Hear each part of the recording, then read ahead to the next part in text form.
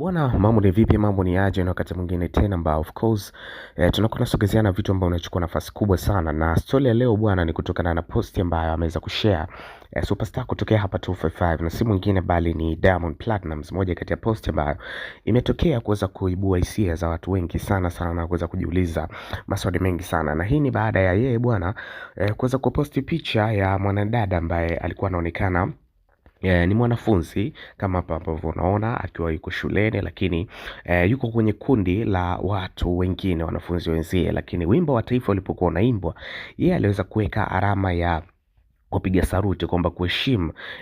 namna ambavyo wimbo wa taifa unahitajika kuweza kuheshimiwa, lakini wengine hawakuweza kufanya hivyo. Lakini uzuri aliokuwa nao mtoto ndio ambao umeweza kumfanya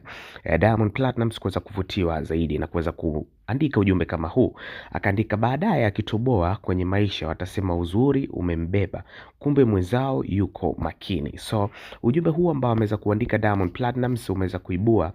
hisia nyingi sana kwa watu wengi sana, na kuweza kujikuta kwamba wameanza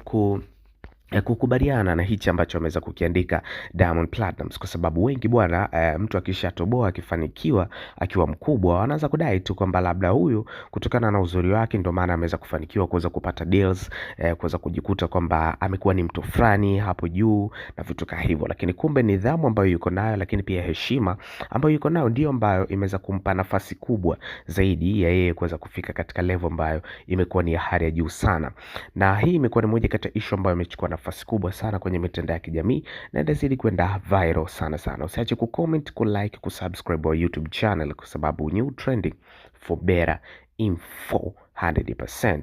Lakini pia hii ni moja kati ya issue ambayo itaendelea kuonesha ni kwa namna gani ambavyo Diamond Platnumz anapenda vitu ambavyo ni discipline, alikuwa asilimia kubwa sana, na ile discipline kwake ni kitu ambacho anakiheshimu sana.